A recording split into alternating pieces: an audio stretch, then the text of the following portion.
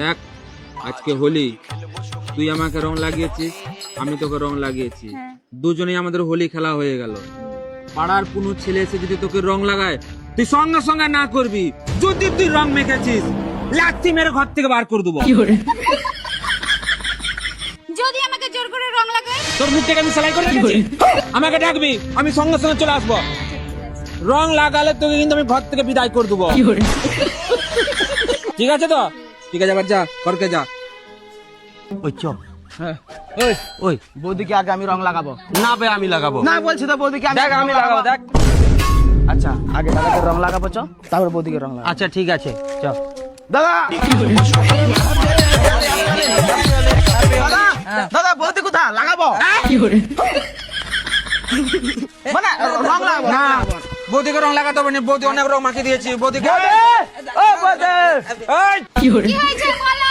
বৌদি তুমি বেরিয়ে এসো, রং লাগাবো। ওখান থেকে বেরিয়ে দেখ, এটা কি দেখাচ্ছু? ছাটা উড়া দিয়ে একবার ঘর থেকে বার করে দেবো। কটক! বৌদি তুমি পালিয়ে যাচ্ছ কেন? দাদা এটা ঠিক হলো? আমি তো প্রত্যেকবারই বৌদিকে লাগাই, মানে রং লাগাই। এবারে রং লাগাতে হবে না, ওর প্রত্যেক বছরে লাগিয়েছি, এবারে আর লাগাতে হবে না। দাদা তুমি এটা বলছো তো যতক্ষণ না বৌদিকে রং না লাগাই আমরা ঘর যাবো নি, এইখানেই বসে থাকবো। তুই বস, এখানে খাবো। হ্যাঁ শালা হারামজাদা, লোকের বউকে শুধু রং লাগাবে।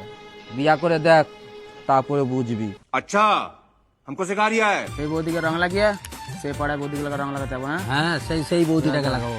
আগে যাবো আজকে। হ্যাঁ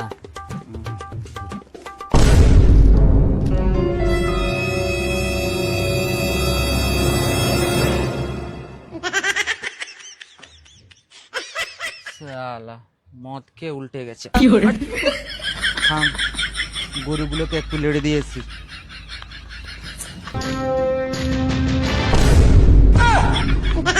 দাদা নাই, এটাই সুযোগ, বৌদিকে রং লাগাবো। ওই ওই উঠ না বে। দাদা নাই, কোথায় চলে গেছে? চ মারা এই সময় লাগিয়ে দেবো।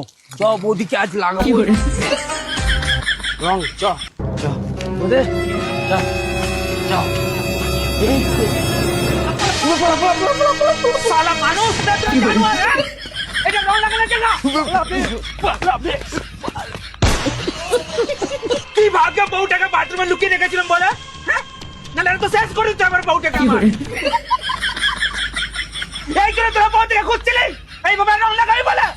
শালা মানুষ না জানোয়ার তোরা, রং লাগানোর টাকা পাইনি একবারে। অসভ্য ছেলে কোথাকার একবারে।